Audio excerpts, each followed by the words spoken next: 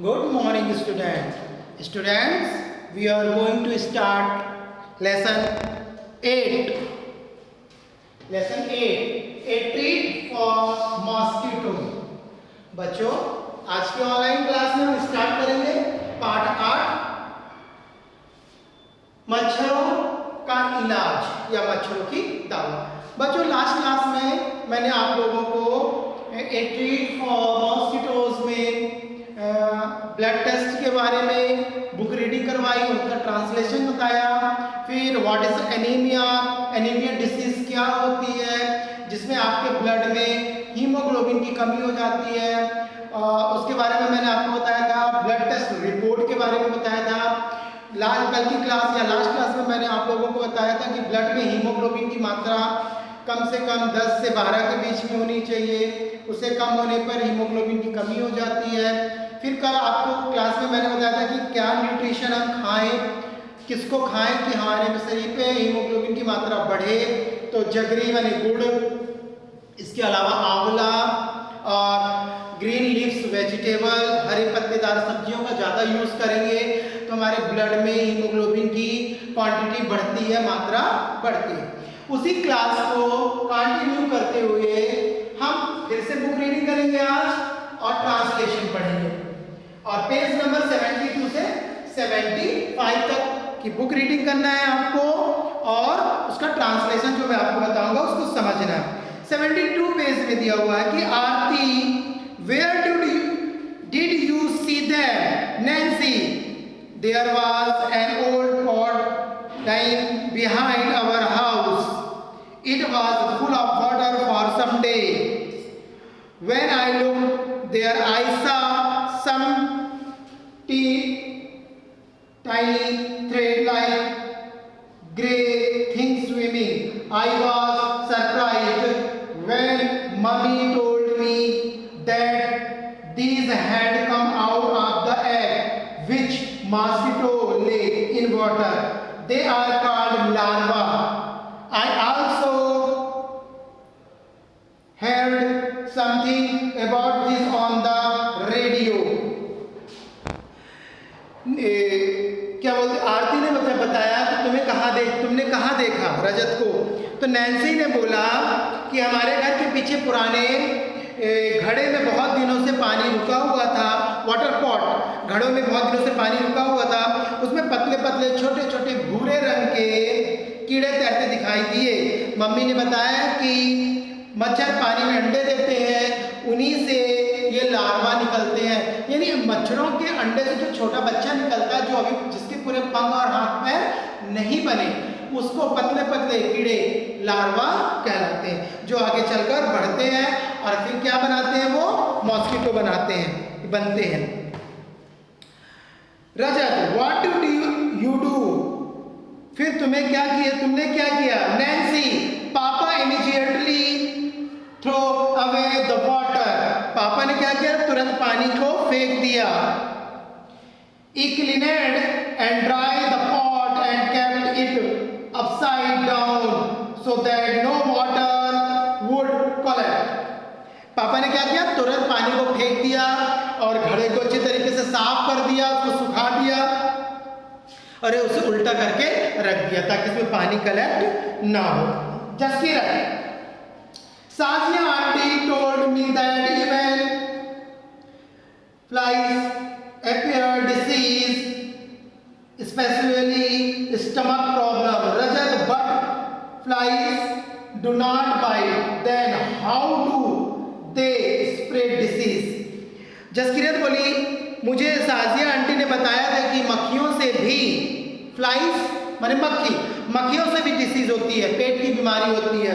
तो रजत बोल रहा है कि मक्खियां तो हमें नहीं काटती हैं, तो वो कैसे बीमारी फैलाती हैं। तो आप भी सोच सकते हैं कि मक्खियां या फ्लाइज कैसे आपको बीमारी पहुंचाती है।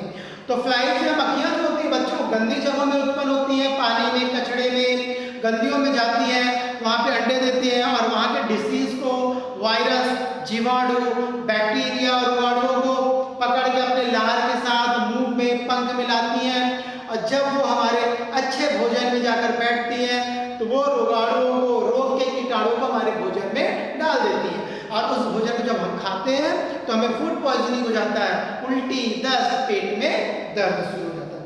73 पेज में दिया हुआ है, मेक ए पोस्टर,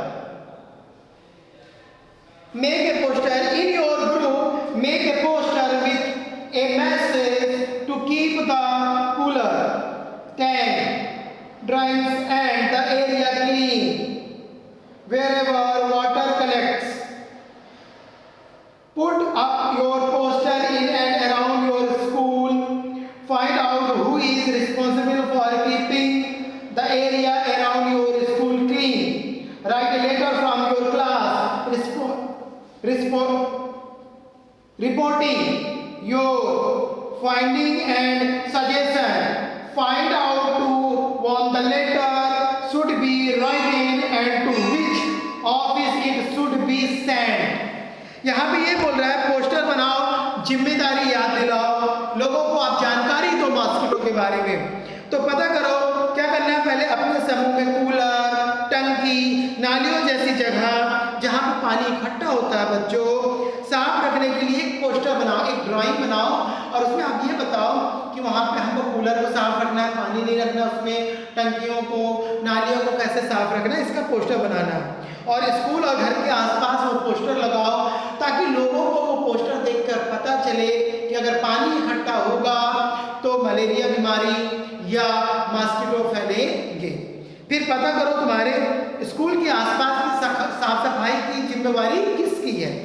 यह भी पता करो कि चिट्ठी किसके नाम लिखनी है। अगर आपको ये बोलना है कि हमारे स्कूल के आसपास बहुत गंदगी है और आप एक लेटर लिखना चाहते हैं तो आपको पहले मालूम होना चाहिए कि आपके स्कूल के आसपास साफ सफाई की रिस्पॉन्सिबिलिटी किसकी है, किसकी जिम्मेवारी है।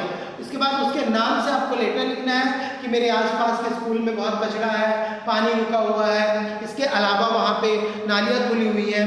तो ये सारी चीज़ों को आपको उसमें लिखना है, एक लेटर देना ताकि आपके स्कूल के आसपास की साफ सफाई हो सके। Page number 74, survey report. Some children did this survey, here are some of their report। ये रिपोर्ट बनी हुई है बच्चों, दो है, ग्रुप 1 और ग्रुप 2 की। We found something green around the tap in our school which is called algae. Due to algae it had also become slippery there. The algae spread a lot during the rainy season. We think that they are some kind of small plant that grow in water। ये जो बच्चों ने report बनाई उसमें ये बता रहा है ग्रुप 1 के बच्चों ने कि हमारे स्कूल में जहाँ पानी पीने की जगह है, जहाँ पे नल लगा हुआ है, वहाँ पे हरा हरा रंग के छोटे छोटे स्मॉल प्लांट लगे हुए हैं जिसको हम एल्गी या काई कहते हैं। ये एल्गी और काई लगातार बारिश के कारण होती है, इसमें पैर रखने से हम स्लिप भी हो सकते हैं, इन पानियों में भी ये उग जाती है। इस तरह से आपको ये रिपोर्ट बता दी। फिर 74 पेज पर रोनाल्ड रासो, एक वैज्ञानिक का नाम है। A scientist peaks into mosquito stomach. This interesting incident took place almost 100 years ago. A scientist found out that mosquitoes spread malaria. Let's read about this discovery in his own word। यह जिम्मेदारी किस्सा आज से लगभग 100 साल पहले का है। एक वैज्ञानिक ने यह पता लगाया कि जो मलेरिया की बीमारी होती है वो मच्छर के कारण होती है। चलो उनसे ही उनकी ये कहानी सुनते हैं कि क्या क्या हुआ। My professor had some ideas about this. I think that this may be carried by some kind of mosquito. As his student, I spent all my time catching mosquito to catch and absorb. We used to carry empty bottles and catch mosquito after mosquito. Then we would put the mosquito into a mosquito net in which there was a patient of malaria. The mosquito would have a fits. biting this patient. The patient were paid on Anna for allowing one mosquito to bite them. यहाँ पे ये कह रहे हैं बच्चों कि कैसे पता चला कि मच्छरों के काटने से मलेरिया होता है। तो इनके विज्ञान के गुरु जो थे, रोनाल्ड रासो के जो गुरु थे, जो उनके टीचर थे, अंदाजा लगाया और कहा मुझे लगता है कि शायद मलेरिया मच्छरों के से फैलता है। इसकी जांच करने के लिए मैं दिन रात मच्छरों के पीछे ही पड़ गया। हम एक एक मच्छर के पीछे बोतल लेकर दौड़ते रहे मच्छरों को बॉटल के अंदर बंद करने के लिए। फिर मलेरिया के मरीजों को, जिनको मलेरिया की प्रॉब्लम थी, उन मरीजों को मच्छरदानी में बिठाकर उन मच्छरों को दावत दिए, यानी मलेरिया जिन व्यक्तियों को था उनको मच्छरदानी के अंदर रख के और ये मच्छरों को उनके अंदर भेज दिए। खून चूसने के लिए मरीजों को एक आना मिलता था, यानी जो अपने शरीर से खून चुसवाते थे मच्छरों से, तो उस जमाने में 100 साल पहले उनको एक आना कॉइन मिलता था, पैसा मिलता था। उनमें से एक मच्छर के पेट में देख, अब क्या हुआ नेक्स्ट टॉपिक देखते हैं। Spade mouth like the this when I look into the stomach on one of the female mosquito I saw something black there. I look closer I saw that these tiny germs looked just like the ones that were found in the blood of malaria parents. At last we had the proof mosquito did spread malaria. फिर क्या किया इन्होंने, malaria patient के blood में malaria के जीवाणु को देखा। इसके अलावा उन्होंने मच्छर के पेट में भी, मच्छर के फीमेल मच्छर जो थी, मादा एनोफ्लीज मच्छर, उसके पेट में भी वही जीवाणु देखा जो कि मलेरिया पेशेंट व्यक्ति के ब्लड में था। तब जाकर यह प्रूफ हुआ कि मलेरिया डिसीज मच्छरों के कारण ही होती है। रोनाल्ड रासो को, जो महान वैज्ञानिक रोनाल्ड रासो थे, उनको दिसंबर 1902 में चिकित्सा के क्षेत्र में एक बड़ा पुरस्कार दिया गया। उन्हें नोबेल पुरस्कार से सम्मानित किया गया। तो बच्चों आप पेज नंबर 72 से 75 की बुक रीडिंग करेंगे और जो मैंने ट्रांसलेशन समझाया उसको आप समझेंगे। कल की क्लास में मैं आपको क्वेश्चन आंसर बताऊंगा। Thank you.